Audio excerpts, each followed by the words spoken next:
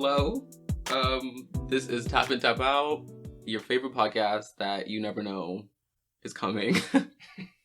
My name is Alex, and in this podcast, we tap into discussions around mental wellness, spirituality, and pop culture, and tap out the patterns that no longer serve us.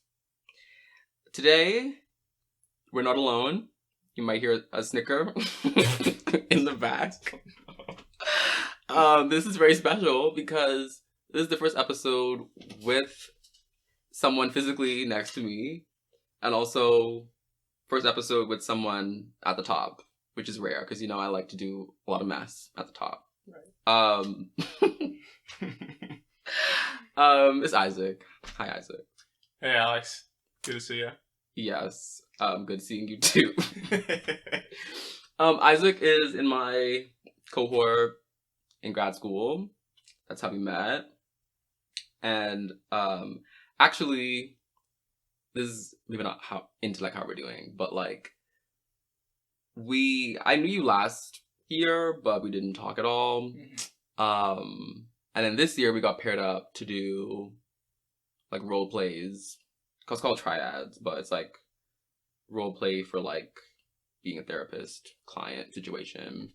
So for like 3 months, we were thrown into doing that, which was interesting. Intimate. It was very intimate. It was. We should talk about it because I was really happy I was with a stranger or strangers, but it was freeing for me. I talked about the experience a little bit, I think, in a different episode, or how it was. I think it was last episode of how it was intersecting with how I was feeling at the time. But it was weird to like open up like so quickly, but it was easier because I didn't think, or I didn't like put in an achievement or a goal to like us being friends after, or like that wasn't on my mind really. Like if it happened, it happened. But because I didn't have that pre-thought, I just was like, I'm just gonna be open day one, you know? Because it was our work, you know? Yeah. So I was like, I want you to get the best you can get. And then vice versa, I feel like you definitely were super open. Yeah. Very early on. Which is weird because like I didn't have any expectations either coming into it, and it was more like, honestly, like dreading it. I was like, oh yeah, I had no interest in like getting to know anyone in particular in the program. No shade. Just like have my friends, and so I was just like very content. But I was going into this, and I was like, gosh, like I'm gonna have to like be vulnerable with these two strangers, and I just don't know them at all. That's like already, it's weird to doing that in like the actual like professional therapy setting. Yes. Like yeah. Jumping in there and be like, all right, like here's this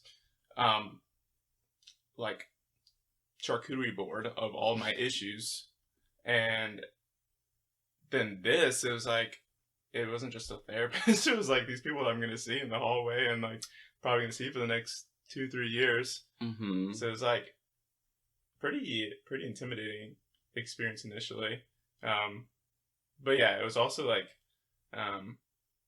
I don't know, kind of comforting in some ways to see like where people were at, us being in like a similar spot in life, but also coming from very different places. The three of us too. Shout out Elizabeth. Hey, hey girl. But yeah, I'm glad it happened. Glad we're here. It's a good time. Yes, I'm really grateful because otherwise we would not have connected. I feel like, because I've joked about this before, but you were like behind me for like a whole semester, and I like truly like. And just the other day I was talking about the talk around being an empath or whatever. I think it's super convoluted and kind of ridiculous. However, I do feel like I can't say I feel energy in the room, but you can definitely feel the vibe, you know? Yeah. I'm known for like the vibes. And the vibes were just really like non-existent around you, but like not in a way that you didn't have any vibes, that you just didn't let them out in the room. Like Yeah. Like, you came in and you came out, and it wasn't like you weren't like sharing in the vibes with us, if there were any to be found. Right. Yeah. No, classes are kind of like, I felt like court to me. Like, I would just go and very much jury duty. Just do my time. Get in, get out. Wasn't there to make friends. Just minding my own business. Yeah. So besides being, my classmate, what else should they know about you, Isaac, before we get into this? I don't know. I'm from Connecticut. Puerto Rican. Just dropping that in there because I feel like it's going to be relevant to our little chat today. Yeah. Spoiler alert. That's it. I think we're both in a similar spot right now where we're like kind of figuring out how much to establish roots here. Not knowing exactly how long we're going to be here or like it is even worth like the energy of trying to establish a community while we're here. Because it takes a lot of work, we're noticing. And just wondering, like, is it worth it if I'm only going to be here for a year or two longer? Yeah. Awesome. So this month is Mental Health Awareness Month. I don't know why I said it like that. I will find and put resources in the description of the podcast if you are interested in investing more in your mental health journey. But in the spirit of this month, I decided to get some listener questions for today. I'm going to pick one, and then maybe later on we'll talk about other ones. But I'll let Isaac start answering this. Before we answer any questions, as always, if you remember, I'm not licensed in any way, legally, therapy. I'm not any kind of professional. This is purely for entertainment purposes. I'm not anything licensed. Licensed to be a fool. Thanks. But besides that, no. Okay. Neither am I. Right. I don't know anything. Yeah. Okay. So our question, give me a name for a female. Carrie Ann. Carrie Ann. Okay. Carrie Ann. She's from Missouri. She's from Missouri. Carrie Ann from Missouri asks, how do you hold space to love and take care of yourself when life gets hard? Ooh. Right. That's what I was like, you could take this. Well, I'm not going to pretend to be the best at taking space, or holding space for myself. I think for me, it's important to remind myself of why it's important. So I think it's easy for me to like kind of get into this martyr mindset where I think taking care of myself is selfish and it feels selfish, and I hate like saying no to people because like I need time alone or like a certain person is draining for me. Which I probably won't communicate to them. But yeah, I think it's consistently a learning process in which you're like figuring out yourself, and what is restful for you, what's life-giving for you. And I say it's consistently a journey because people in general are always changing. So I think like what may be restful for you in one season may not be restful in another season. But I think self-awareness is key. Then having people in your life who know you well enough to kind of just be aware of your blind spots and have people be like, hey, are you burnt out right now? Are you sleeping enough? Are you good? Yeah, I think those have been the important things in my life. But still learning so much and not doing a great job. Right. I definitely agree. The first time I read this question, I read it as in an incorrect way. I read it as like, how do you hold space to love and take care of others when life gets hard, which is a whole different conversation. I don't want to really answer now. So the answer, what you actually asked, Carrie Ann, is it Carrie? I'm gonna say Carrie Anna, which is just taking it another level. Yeah, I think well, being honest with yourself about your capacity as a person, especially, I think why I even read it that way first was because as a helper person, like, the first thing I notice when I am in a hard space is that I can't show up as much for other people. Yeah. I think that's why my brain probably went there, honestly. So it's about, like, checking myself sometimes and being like, okay, just accept that, like, you can't be there for everybody right now. And then in that honesty, like, that in itself is me holding that space in the beginning. And taking care of myself is me giving myself permission not to have to show up as much as I maybe want to. So that's kind of, and then naturally, when I begin to redirect that energy of, like, what I would want to give someone else to myself, I find that sometimes it's harder because I don't, like, give myself attention. But once that happens, like, I'm learning how as I naturally can help other people, like, I naturally can, like, help myself if I give myself the space to do so. So yeah. Carrie Ann also asked, what do you want to be remembered for? I know. Thank you, Carrie Ann. Carrie Ann, sending us to a little crisis today.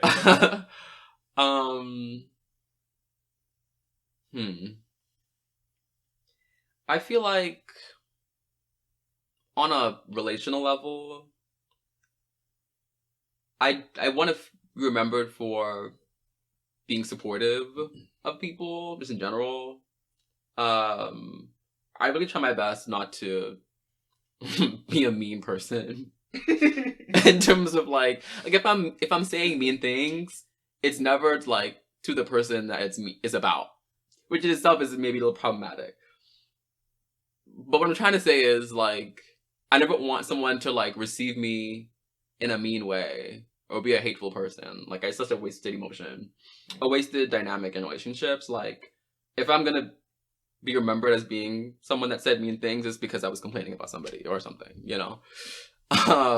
But moreover, I just want to be remembered for not necessarily being positive or, like, too optimistic in life, but being someone that someone could count on, you know? I don't know, just being solid. Yeah. Yeah. I honestly, I relate to the wanting to be remembered just for being solid, like a well-rounded, good person. I think this is so, like, basic of me, but I want to be remembered for being a helper, but more than that, not just like Mother Teresa, like helping everyone all the time. But I want to be remembered for the people or projects, groups of people that I committed myself to and helping those out specifically. I think it'd be easy for me if I think about my future to be more concerned about width over depth. Width over depth, yeah. And just kind of lose sight of the people that are closer to me and that I could have greater of an impact with just in exchange for quantity. So I think helper, but specifically in the areas that I decided matter to me the most. Yeah, I think also I want to be remembered for being authentic, which is a little, like, convicting as I say that now, because I think there are a lot of areas of my life where I am not 100% authentic. So when people talk about that idea of, like, what are you doing now to become the person that you want to become, I think that the authenticity is an area that I am lacking in.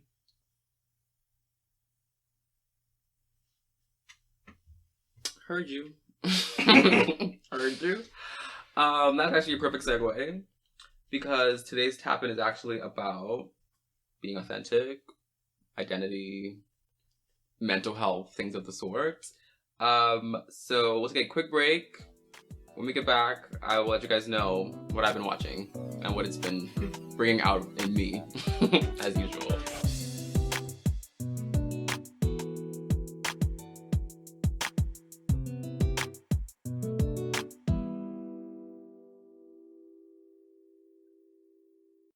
Alright, we are back. It is time for the tap-in.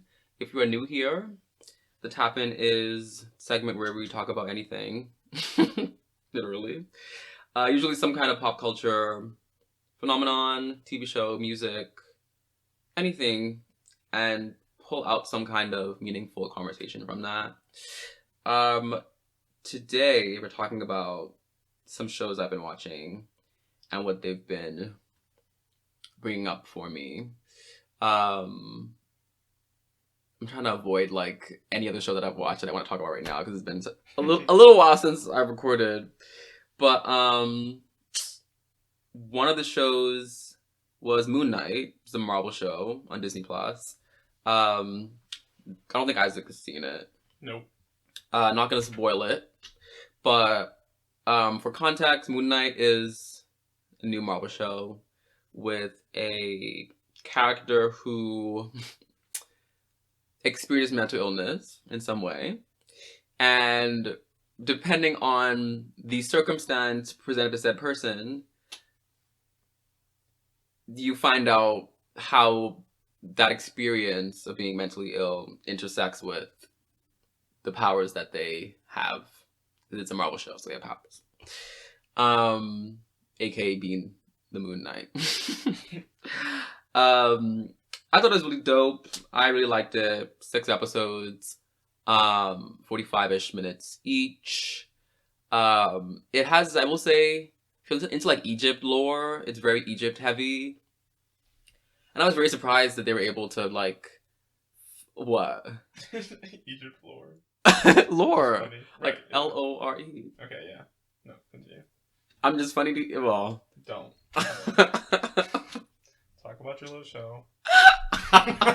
Okay. Egypt. I was surprised that they were able to make it feel fresh. Because I feel like Egypt was really played out in television, especially like the Mummy era, like late 2000s, early 2000s? Yeah, early 2000s. Like that kind of scene. I was surprised they were able to find like a way to spin it that it truly like, I wasn't bored by it. So I loved it. I think it's it's set up greatly for a season 2, honestly. But I think this isn't special to Moon Knight, but I think any superhero movie or superhero show culture is very much about like, very like Superman, like Clark Kent. Was that his name? Mm-hmm. Yeah. Having different identities based on where you are. So like Clark Kent at work versus Clark Kent beating up Batman. I guess that's what they're doing now. Or like Moon Knight, by day he's like a gift shop owner, and by night we'll just say he's something else. Moon Knight. So superhero culture tends to do that a lot, exploring like identity, and Isaac mentioning being authentic earlier. It's like, when is Superman authentic? If he's at work, is he ever authentic at work? Mm-hmm. If he's Superman, I don't know what you think about that. Yeah, I mean I think there are like 2 perspectives on it. Because either way, he's not showing his full self. Because when he's at work at the newspaper place, I don't really know. Right. I picked a really bad hero I know very little about. I'm pretty sure he works at it's an office place. Yeah. So when he's in the office, he's Clark Kent. Nobody there knows he's Superman, except maybe the girl, whatever her name is, Lois. Yes. Lois. Shout out to Lois. Shout out. And then when he's Superman, like, whoever knows him as Clark doesn't know that he is also Superman. So either way, whether he's beating up the bad guys or doing newspaper stuff, he's concealing half of his identity. So I think you could look at it as like he is fake all the time. He's just deciding between two masks, or he is just showing different aspects of himself, which is like a thing I've been thinking through recently in my own life. Like, am I fake with everyone, or am I just showing different aspects of myself to different groups of people? And then with Superman, like, even if he is doing the mask thing, like, can you really blame him? Because what he's doing is keeping himself safe. Yeah. Yeah, and like what makes Moon Knight interesting, I guess I will not spoil it. It's in the, if you look up Moon Knight, it's in the description of the show. But he actually experiences DID, which is dissociative identity disorder. So he has more than one personality. And the person that is in the gift shop is not Moon Knight, but his identity is Moon Knight. Moon Knight made an agreement with an Egyptian god. And the show is about the gift shop person finding out that he's also a hero when he goes to sleep. Because when he goes to bed is when his identity person is like, whatever. That's how the show gives it to you, episode 1. I'm not going to say how it all figures itself out. You must watch it and find out. But it turns out on his head even more. Because Superman, as far as we know, he's like mentally intact. But I guess later on we might talk about how showing up and how like that morally might change depending on what you're also carrying trauma-wise, mental health-wise. Like, it was kind of cool because gift shop, his name was Steven in the gift shop. So gift shop Steven was noticing that people around him were like reacting poorly to him because of things that his other persona was doing. But it was still that Steven who was experiencing those relationships. So it's interesting how like in normal hero culture, it's very like a conscious choice and a lot of regret or remorse with how they decide to show up or not show up in the world. Also thinking about Spider-Man right now too, and how like his choice to not tell certain people definitely, or tell certain people definitely affects even how safe they are or whatever. So thinking about how even without his will fully, how he's showing up is definitely having an impact on who's around him and also his own psyche. That was really cool. Spin on, I think, the by day, by night kind of trope in hero culture. So I definitely recommend watching it. More interestingly, yeah, I'll just say it. More interestingly, there's another show I watched last month. It came out this year, called Severance. Have you heard about Severance, Isaac? No. Okay. So Severance is on Apple TV.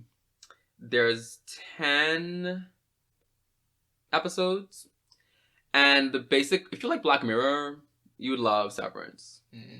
The show basically follows a man named Mark who decides to sign up for the Severance Project in his town, which is where you voluntarily consent to separating your work life from your personal life. So they have a surgery on you, and when you go to work, you're still yourself, but they call them innies and outies. So your innie is like who's inside work from 9 to 5, Monday to Friday. But when your innie goes in the elevator and goes home, you're outie. So usually people choose to do this if they're experiencing a lot of trauma or having a hard time in the outside world. So Mark lost his wife. And so in order to still be able to go to work, but not have to spend all day at work, he chooses to be a severed person. And the show follows Mark and his department because those who are in work, like their innies, don't know what they're even doing there. It's a very secretive company. And if something happens to you in work, the person their outie definitely has no idea what's going on. So like if any Mark has an injury for something that was crazy or a fight, and Mark goes home, he'll get a card that says like, your hand jammed the printer today. Here's a gift card to Tony's barbecue. And that's all he knows, and that's all he cares to know, and he goes home and he's fine. Because the whole point is to separate work from life. So it's political, because the show does try to, which I liked actually. It didn't stay at the person-to-person dynamic. It definitely it tried to bring the world bigger and include how this has a political inference on like who's for it, who's against it. People feeling it's like self-mutiny, or people feeling like it's best for them based on their circumstance, like Mark. And this is kind of not a spoiler, but you realize that they're trying to politically bring severance to different areas of life. So there's a scene where you find out that a woman actually uses severance to have a baby. So she gets severed, and her severed self, I guess her innie, is the one going through labor. Mm-hmm. So when she's finished, she has a baby and didn't go through anything. Yeah, she doesn't remember the labor. No. And there's a character that meets the woman but doesn't know she's severed. And so they meet, they talk, but when she meets her again like a month later with the child, she has no idea who she is. Because she met the innie, she didn't meet the outie. Yeah. It made me so uncomfortable because of all the things that I've watched, this feels like it could happen, and it can really take place. I won't say in a couple years, but on this earth, this could definitely take place. And I'm trying to think of a reason why I would do it. I don't know, like as I'm talking about it, what's going through your mind? Yeah, I think, I mean, it's crazy, but I could also see, like, I guess we're talking about, like, being a counselor and, like, down the road when we're actually done with everything. I didn't think about this. So, because, like, if you go to work and, like, let's say you're working in, like, a crisis environment and you're dealing with people who have literally just experienced trauma or have had a suicide attempt, and you're doing that for 8 hours a day, and then you're going to come home, like, maybe it'd be beneficial to not have those things in your mind. Like, for people who struggle with compartmentalizing, right? I think that'd be huge. Or, like, I had a friend who, her first job out of nursing school was working in the pediatric ICU, and that was at the same time that she just had her baby. So it was, like, being at work was so hard for her because she would just see her son and all of her patients, and she couldn't do it anymore. So, like, I mean, I can see the draw of it, even though it's wild. Yeah, I did not self-reflect that much and apply it to my own, like, personal trajectory, because that's very, very true. Like, people working in crisis situations, and even, like, as we learn about, like, burnout, compassion fatigue, all that stuff, like, it's definitely statistically an issue that helping professionals suffer from these things and, like, have a hard time having longevity in the field because of how empathic it is. And the show is based, to make it simple, I guess, they just base it around corporate office life, to the point that, like, the walls are white, everything's minimalist, and they have computers and they work with numbers, but they don't know what the numbers are, and that it's a very, like, low cost emotional work. But thinking more about jobs that are a little bit more engaging actually is very interesting. But one of the pulls for me, not pulls in a bad way, I guess, one of the drawbacks for me is on a moral level, I guess. So the innies, oftentimes when they wake up in that world, because they never leave work. Mm-hmm. And so the political conversation happening in the show is like, people who do the project don't consider their innies to really be them anymore. Yeah. But people who are against it say that that's still you. You're just treating yourself really poorly. Yeah. And that's kind of where I land on it too, like, because the show opens up with a character, a new orientation of a woman who signs up for it, named Helly. She wakes up on the table, and they go through like a questionnaire with her, but she's literally like, "What am I doing here? Like, who am I?" They don't have any memory of who they are outside. Yeah. But they do have like general knowledge of. They know. I'm trying to find the psychology words. There's like general knowledge, and then there's like I think crystallized knowledge. Like she has knowledge of the world and states, like names of states, but she can't name which state she's in or where she was born, but she can name all the states. Yeah. And so she gets oriented, and the show kind of follows how she's trying to get out. She hates it. She's like, I don't get this. Why would I put myself here? I don't agree.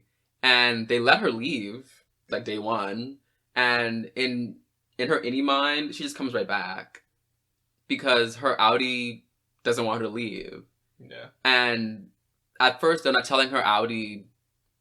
They just tell her like, oh, she's having a hard time, like, but give her a couple days and she'll be fine.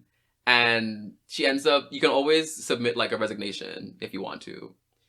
And you get to record a video and literally verbatim, face to face, say like how you want to leave. And it's interesting because when you get oriented, your innie gets to send you a video as well, being like, hey, you're here because X, Y, and Z. But even if that doesn't appease you, you get to still say you want to go. Mm-hmm. And in Helly's case, she signs her resignation, gets a video made, and it gets rejected. So even people who hear their innies say, I would like, this is not good, I want to leave, they get rejected because I think Helly says, like, in the outside world, says, like, we're doing this for a reason, like, I don't care. Like, F off, basically. Yeah. And it was super, like, that's the part that I just can't, because knowing me, like, me inside couldn't take it. Right. And I know that. I'd be pissed at myself. And knowing that, like, I can't imagine, like, hearing myself say that they're having a not good time and me still being like, I don't care, Alex. Like, it doesn't feel good to, like, who I am as a person, you know? Yeah. So that's kind of where I feel like I draw the line. Yeah, I'm thinking, like, well, it seems like the draw, at least in the show,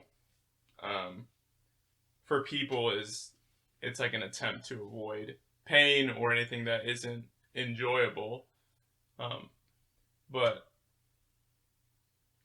I think that comes from this idea that all pain is bad or evil in some sense. Which I guess it is true in some ways, but I think there is some pain that is almost good or healthy to have. Like, when you're grieving someone, like, people would hate, and they do hate when they aren't sad or they don't feel like they're as sad as they should be. And then I think also, again, to my friend who's working in the PICU, like, she had so much compassion for her patients because she had her own son in mind. So I think, like, these, even when we would like to separate these two aspects of life, we're just thinking about work and personal life. It's almost like they kind of, they're like interdependent on each other almost. Yes. And for that innie, like, for Helly, dumb name. But anyway, for Helly, like, of course the innie does not want to be there because she has no connection to anything outside of work. So if she's not committed to the organization or department itself, like, what is she doing it for? And that's like, I mean, isn't that why so many people go to jobs that they hate? Because they're not doing it for themselves. They're doing it to provide for their family or to pay off loans. Like, there are external factors outside of the job that are motivating them to stay there. Right. You know? Yeah. Yeah, I definitely agree. And I feel like, well, in the show, there's, you get incentives if you do good. One of the incentives is going to, like, the wellness center they have in the office. And part of the wellness session is the person has a list of facts about your Audi, and it literally feels like gold to these people. But it'll be like, Jerry is a good time at parties. Jerry likes long walks on the beach. Like, you get nothing too specific, but just the feeling that there's something out there, which oftentimes, kind of what you're saying, like people go to work for a reason. Obviously, okay, I'm gonna get on a really bad tangent in a second. People go to work for a reason. Usually the reasons are because they need to go to pay the bills, Right. and it is what's outside of work that's fueling why you're in work. So I think that does speak to why it's so hard for the innies to, what's the word? Feel like content in what they're doing, especially when there's such a lack of answers while they're there. My tangent is a rant that I came upon this week. It's not a new rant. I probably said it before, but someone had asked me this week about. The question was like my difference, and this is kind of related to being authentic. My difference of how I see the image people see of me and the image I see of myself. And we answered the basic parts of it, like people definitely see me in higher regard generally than I see myself. But an offshoot of that I was trying to say was that people why am I saying this? People, like, when it comes to working, yep. If I'm in a group project, I come across as a hard worker. I'm going to put my time in. That's the image I'm putting out there. Even when it comes to, like, having a job, whatever. If it was up to me, I'd be in bed all the time. I don't just mean, like, Red flag. I don't just mean, like, on the weekends. I mean, like, systemically. The fact that I have to work is crazy. Yeah. Like, I didn't even ask to be here. Like, I did not ask to be here. And if it was fully up to me, but me showing off a lazy image is not gonna help people resonate with the fact that they'll hire me, so I must put off this idea that I want to be a part of your company. I want to work for you. I want to work hard. I'll do the assignment. But really and truly, if it was fully up to me, I would be in bed right now. Fully. I don't know where that's supposed to go, but it just made me upset this week because I'm like, I don't want to be here, But I'm here anyway. Right. So you're welcome. That was it. So yeah, but these shows, watching it in the past like month, Moon Knight and Severance, like they just kind of made me think about identity, showing up, being authentic. Even in a Severance case, apart from the Black Mirror-ish of it all, how personally, what are my differences in how I show up personally versus how I show up at work? Because your innies and your outies have different personalities, funny enough. And you don't really know why, because you don't really get to know the outies that much until the end of the show. You get a little teaser. But it's interesting how, like, I think about how I show up at work, school, friends. So I'm wondering for you, Isaac, do you feel like you mentioned maybe you aren't as much, but do you feel like across the board you're relatively like the same person? Or do you feel like, and for whatever reasons you might have, you kind of change up who and how you show up? Yeah. I think at the very least, depending on who I'm with, there is a slight change in my personality, or I guess just how I'm carrying myself. It's not so much that I'm like faking a role. Like, I feel like in the past when I've done job interviews, it's felt almost like I'm faking. Like, I want to be really competent right now, even though I do not know a lot. So it doesn't feel like I'm working super hard to concoct this image of me that isn't really real, but it's more so like a shift. Like, I'm going to be more extroverted with some people, or I'm going to make dry or sarcastic jokes with this group of people. So yeah, I think it's more slight shifts. I think like in the perspective of Severance, I think between the innie and the outie, they probably share like the same like fears or like core values. Like Helly, um, she probably is like the no BS type of lady, both innie and outie, and that's why she's like, "What am I doing here? Like, what's the point of all this?" So I think like, and then even with with Superman, uh, like regardless of whether he's wearing the cape and the suit or his little button up thing, he still has the same fears. He's still like kryptonite is his weakness, right? Whether he is in the suit or not. So I think like no matter what what part of myself I'm showing externally, I'm still very aware of the things that like my insecurities or like painful spots for me, like that stays consistent. And I think that's almost like a gift in some ways because it's kind of grounding to be like, oh, like, hey, like I'm sensitive whether I'm with these people or at work or with my parents, whatever, like that is consistent. And I'm still like Isaac in those scenarios, regardless of how I'm carrying myself. Yeah, it's making me remember, there's actually something that I brought up in our sessions, where I think you were my therapist on that day, but I was talking about like the dissonance mentally sometimes of having to, or feeling like I have to adjust how I'm showing up in certain spaces, and how it doesn't always feel like it's in my favor. And so sometimes I think even seeing this show, it like reminded me that sometimes I kind of sever willingly. And it's to protect the me that's like really me. That what that even means, I don't even know, which is why I brought it up in our sessions. Do you remember that day? I think so.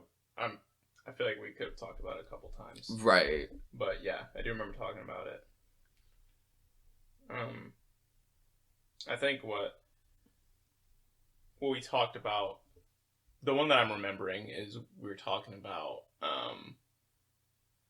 like feeling like the token black friend in some situations. Yes. And then just being like a friend who's black in other situations. And I guess like I think the main theme of that was just the exhaustion that comes with it eventually. And not to make it sound like I am telling you that you're wrong, because I have done the same thing before. With ethnicity and with religion in some places.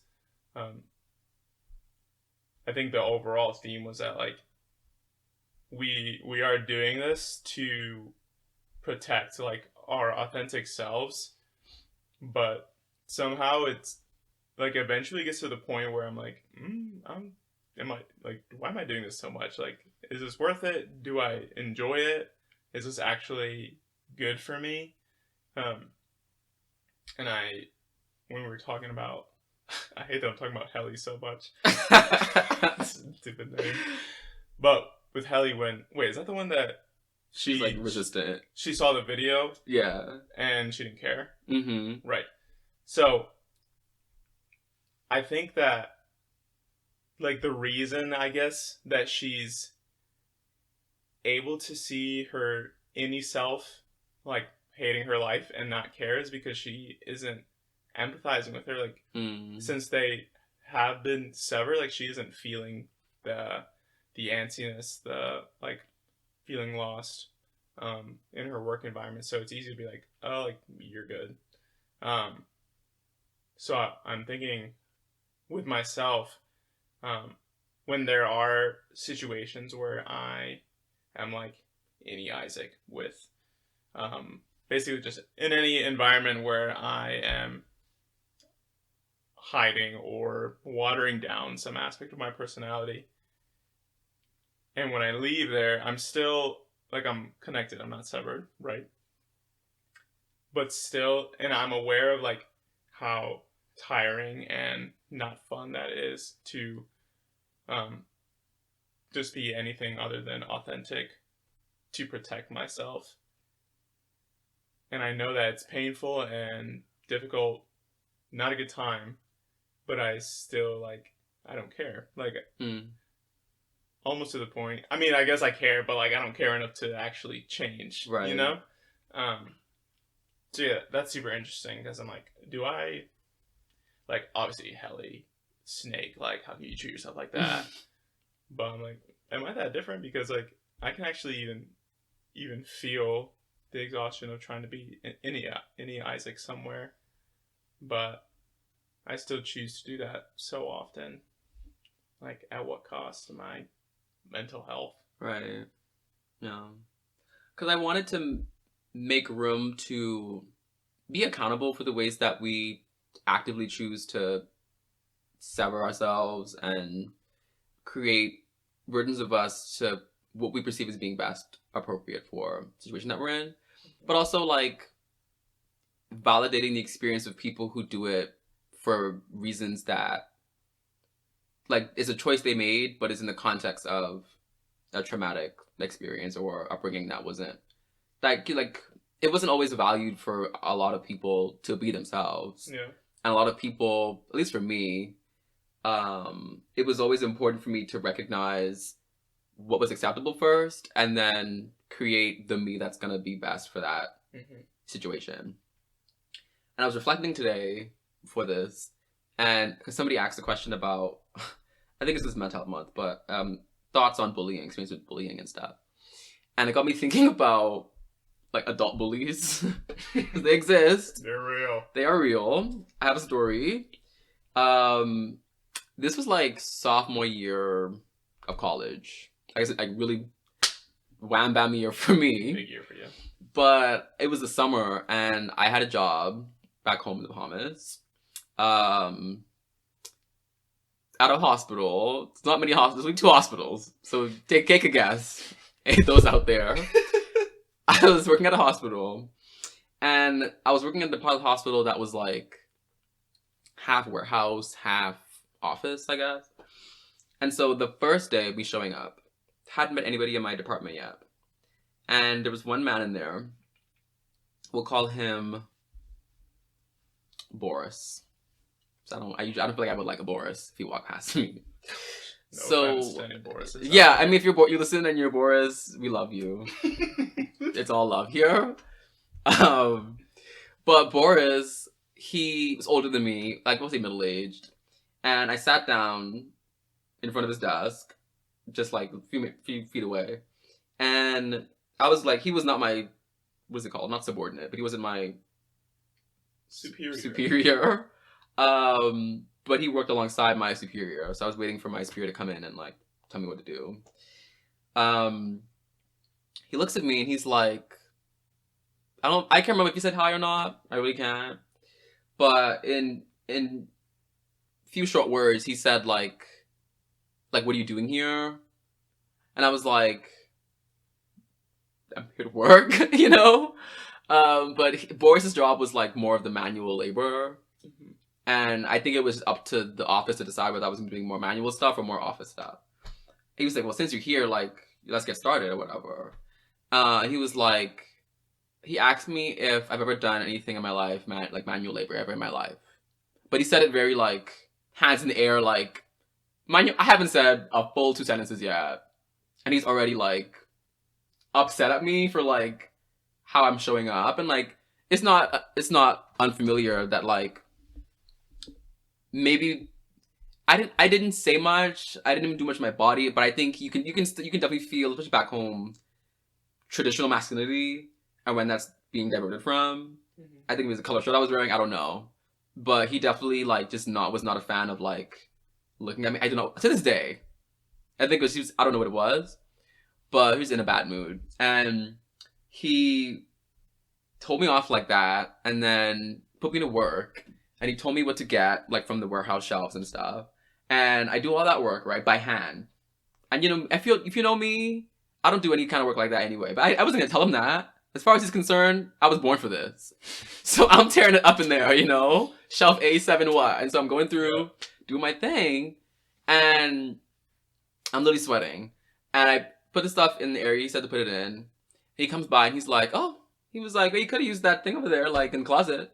I don't know why I didn't use that. And he, like, walks back inside, and I was like, it was like a dolly, like, I was like, you knew I didn't know anything. Like, you did it on purpose. It was just super, like, it was so volatile so quickly. Off of nothing. And I remember there was a girl who came in later that day who also works there. Shout out to her. I don't remember her name. I would call her real name out, but I don't remember it. We'll say Emily. So Emily was there, and she was younger, close to my age. And she saw what was going on. She felt the energy. We could all feel the energy. Like, I didn't understand it. And she was like, yeah, I actually have this really big stack of, like, papers, and I wanted someone to come here this summer who can, like, just help me go through them and, like, organize them, like, just in the corner. Like, would you do that? And I was like, she gave me a look that was like, let me help you. I was like, yes, like, I love filing, like, you know, it's literally what I do. And so I go over there, and I set up my stuff, and I'm starting to file. He comes in, Boris, and he's like, oh, you got saved, like, you got saved today, like good work or something. And I was like, what is this? Like mental trappings? Like, it was so confusing. And I remember going home that day to my mom about it. But the most scary thing about it was that it didn't feel new to me. I do not know what, and till this day, I'm still kind of confused.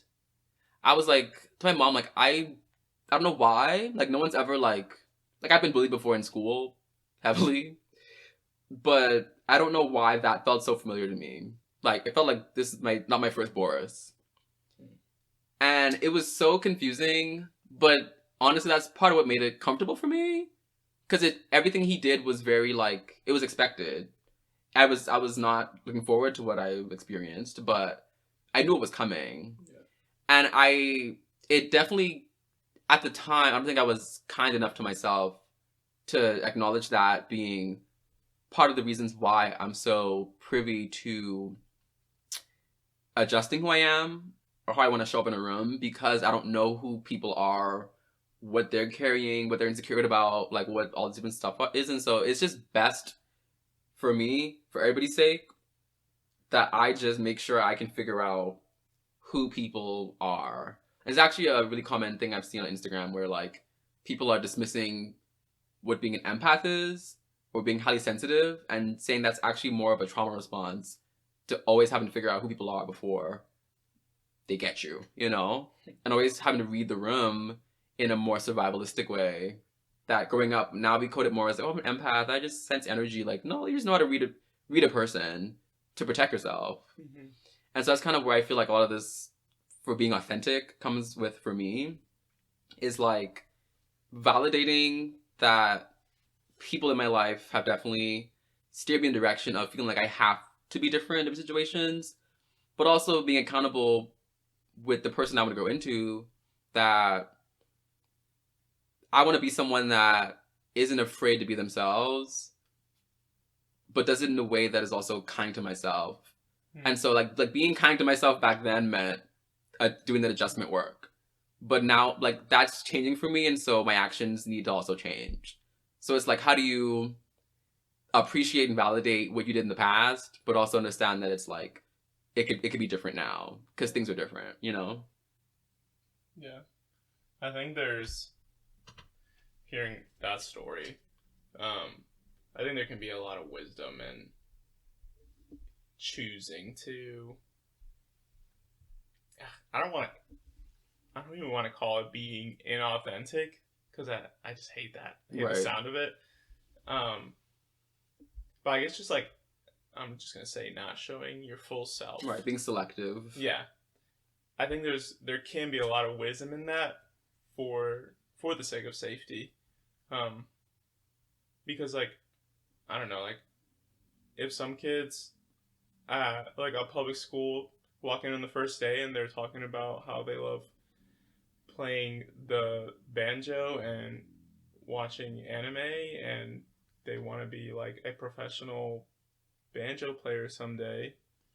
Not that there's anything wrong with those things. I'm just saying if you did that, you would get targeted in a public school. Right. So I'm like I'm not telling or encouraging this kid to like stop liking banjo or stop liking anime, but like for your sake, like figure out who's safe first, and then like go ahead and like let people experience that part of you.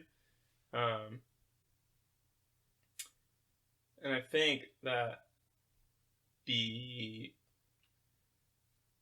point where I think it's like always bad, Mm-hmm. like careful being so black and white, but I just would hate for anyone to feel like they have to do that all the time with every person in any situation. Because like ideally you want like a home base, safe place to return to where you don't have to like put up any type of guard or be anything other than 100% who you are. Just like to rest, you know? Yeah, it's sad that there are people, and people who have been in that place where they don't feel safe or secure enough, or they're maybe not even given a place where they can like let down all masks, walls, guards, whatever, and just be like whoever they're feeling to be in that moment. Right. Yeah, and like to bring it around to the show, Tap and Tap Out, with the premise being tapping into better things, tapping out of not so good things. I feel like the tap in here lands for me today, right now. It lands in like being okay with the choices that you make, because I think we've all made choices to be different people, different places to some degree. But the tapping in is really like that awareness work of like why you're doing it, and also the frequency. And like you said, like, do you have one place that you're fully yourself, even if that's like with yourself, you know? Yeah. Because some of us aren't fully honest. I mean, I'm a culprit until recently. This year for me, I feel like it's been difficult because I'm starting to understand and practice showing up for myself fully in honesty, because it's been helpful for me to not be honest with how I'm feeling or how I'm doing as I show up inauthentically in other places. It's harder for me to be unauthentic other places, but I'm honest with myself. So even doing that awareness work internally, like you to yourself, like, are you being authentic to yourself and how you're really feeling? And if you are your choices or your thoughts, your emotions lining up with that perception of yourself? Any final thoughts, Isaac, on being authentic? Before you do, please. Something that you said earlier, I also think ties back to a positive or something to take away from this, is the Superman thing, like whether or not you're Clark Kent or Superman, you carry the same values. Like I'd imagine that Superman has a similar ethic of right or wrong. Yeah. In the workplace, seeing injustice as opposed to big Godzilla outside or whatever.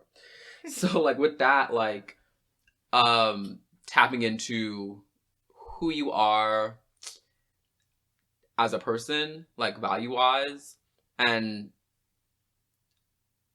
asking yourself if your thoughts and your morals carry the same weight wherever you are. And like, and the point of that is to, even if you have to be unauthentic in certain areas, having that understanding of who you are deep down connects yourself to every other version of you as you hopefully work towards minimizing that or like downsizing. Because for me, that's been hard for me to learn and practice, like just practicing just being myself in more places and not having to separate, like earlier, like family Alex from friend Alex from student Alex from student presenting Alex, or, like these different areas.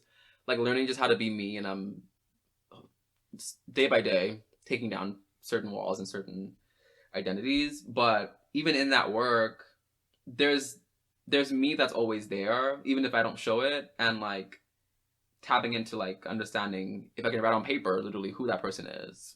So even if I have to pretend to be something else or perform in some other way, I still know who I am, and I can trust and work from that place. Yeah, I think it's helpful to recognize that those things, like the core of who you are is what is consistent, and that's always there. And I don't think you ever want to sacrifice that. Like, I think the mistake that I've made a lot is,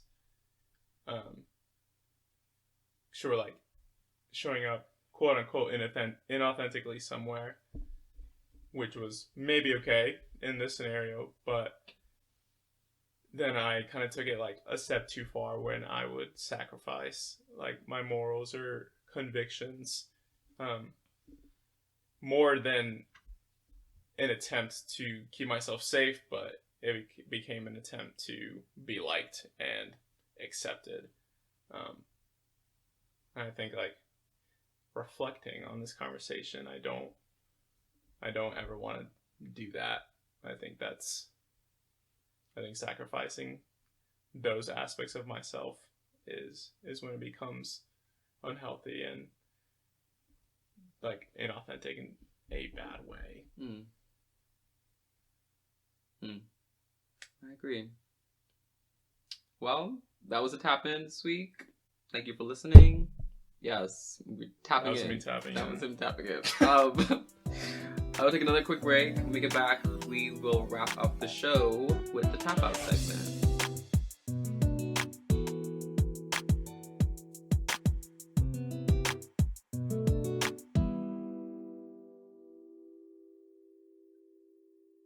We're back once again. It is time for the tap out, the end of the show. I asked all my guests all but one, because I was too scared. I asked all my guests, going forward, to share something with me that they would like to tap out of. This could be anything from a junk food to a toxic trait. Isaac, what do you have for me this week? Okay. My tap out for this week is junk food. Okay. Wait, no, but specifically fried food. Okay. And dairy. I know. Listen, I'm a fiend for some dairy. Like cheese, favorite food. Ice cream, favorite food. Yes. And here's the thing, like, sure, like, gives me, like, bowel problems, whatever. Yeah. As it does, but it's like, you pick your battles, count your losses, bite the bullet. You have to sometimes. You gotta make sacrifices for things that you love. So normally that's my MO. I'm just like pleasure now, pain later type of guy. That's another podcast. But so the reason this is my tap out is because yesterday I ate so clean, like the cleanest I've ever eaten in at least years, maybe my whole life. And I just had like this gonna sound sad, but I had chicken, spinach, okay, and eggs. Those are like three things I ate before. And I had rice. Those are the only foods I ate all day until nighttime because there was a cookie and I ate the cookie. But before that, I had that and then I went into work, and I had never gone into work feeling so rejuvenated, alive, light on my feet, joyful. And I'm like very skeptical with those people that are like, oh, like your gut affects your mind, your mental health. I'm always like, okay, yeah, right. Anyway, but here I am, like eating healthy, and then my mind feels so clear and so good. So I'm deciding if I actually like want to carry that out, because I don't know how long I can eat chicken and spinach without hating my life. That's my tap out. Love that. Don't. For me, I feel like usually I'm like, I'm with you, girl. I'm with you. I don't know if I can be with this one this week. Because I literally, there's loads of dairy in my fridge as we speak. But what's standing out to me right now is I feel like you're the first person. This is like episode 25. You're the first person whose tap out is based on something good that you did that now reflects what you should tap out of. Usually it's like, I just ate 3 bowls of ice cream. I must tap out of ice cream now. Unrealistically, it's probably still in your fridge. So by the time you close the episode, you're probably going back to your ice cream. But it's because you had healthy food yesterday that you were like, oh, maybe I don't need the dairy anymore. Yeah. Because usually I eat dairy every day. Right. Like, yeah. And I did it, and now I'm feeling great. Wow. This feels like, I'm trying to find the words for it. It feels like a lot more... What's the word? It just feels healthier, like a healthier way to even start a change in your life. Thank you. From like... Because for me, that's why things don't change. Because I do bad things, and I'm like, oh, that was bad. I should change it. But like, I don't often like change because something good happened, and the opposite of that was something that I should stop doing. Like, I don't do that. That doesn't work. That doesn't connect in my brain. Is that common for you? Well, I feel like I notice things that when I do something bad, experience bad consequences. I'm like, oh, I probably shouldn't do that again. But the following through aspect is like, right. Like, who knows how often that happens. So yeah, I mean, this does not happen often for me. I mean, I really just like accept the consequences most of the time. Yes, as I do too. But with this, it's like, yeah, it kind of feels better too because it's not like, oh my gosh, like I ate lasagna again. Come on, dude. But with this, it's like, oh, I did something good and I experienced good results. Let me do it again. And I know I can do it. Yeah, because you did it yesterday. Right, and it tasted good. Yeah. So yeah, it's like, it's possible, it's encouraging. There's a bright future ahead for my for my gut biome. I'm really stuck on this, honestly, because like that's really there's some science here about paying it forward on a good experience as opposed to paying it forward on regret. Yeah. I feel like that's probably why much things haven't changed. Right. The CBT right now. Right. Somebody can break this down and whatever. It won't be me because I don't. But like, yeah, like it feels a lot more. What I want to use is positivist in some way. Mm-hmm.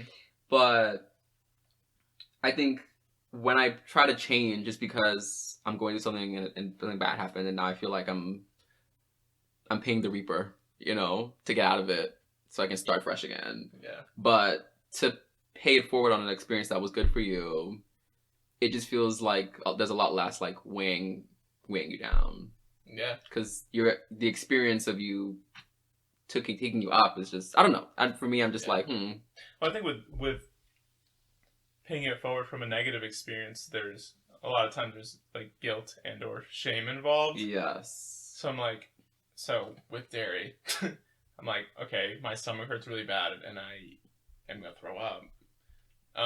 So there's that, and then there's like I just did not have the self-control to say no to the ice cream again. Mm-hmm.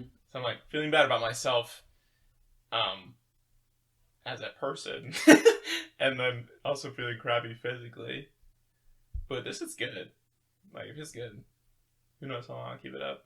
Yeah. It's halfway summer. I'm gonna keep it going for both of us. I'll keep the dairy going strong. Appreciate it. You're welcome. With that is the end of the episode. Thank you guys for listening. If you guys have questions, ideas for the episode in the future, you can let me know. Social media, Twitter, Instagram, @JustAlexToday. Also, @heartofshema is another page I do, mental health awareness stuff. I plan to do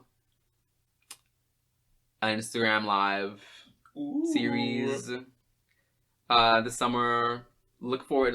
We'll say, y'all know me. We'll say like June, July-ish. Definitely June, July-ish. I will have a guest with me doing that for like 3 consecutive weeks. That'll be really fun. So you don't see an episode here, just look forward to that. The live will probably be saved too. You can always go back and listen to that. Other than that, I'll have a link in the description, I said, for mental health resources. The journal, the guided journal, is in the description as well. The inbox, heartofshema@gmail.com. If you have like a longer thing you want to say, feel free. Isaac, do you want to share anything where they can maybe find you? Oh, if they a shout out? Yeah, I'll plug myself. I don't do anything like Alex does. I'm just a man. But yeah, I mean, you can follow me on Instagram at Isaac Rivera. Okay. So that's roll the R's as you type it. Yeah, you will find it. There's 2 R's in the second R, my name. Anyway, my first name. Okay, let's spell it out. ISAAC is my name. 1 S, 2 A's, and then Rivera is river with an A, but 2 R's at the end. If you can't figure that out, sorry, we're not meant to be. You weren't supposed to find it. Nope. God's plan. Slide in my DMs, we'll have a conversation. Do what you need to do. Love that. As always, this podcast is available most places. Spotify, Apple Podcasts. Rate and review, please. 5 stars. Always. Or nothing. Please. Helps people find the show. Also something about YouTube. Not visually, but if you go on YouTube, you'll find it. That is all I have. Thank you for listening. I will see y'all when I see y'all, as usual. It's all love. Y'all know I'm taking my time this year. And take your time this year, you know? Yes. There's no way I'd really end this, so I'm just kind of rambling until I decide to stop. The music is playing right now, I assume. Goodbye.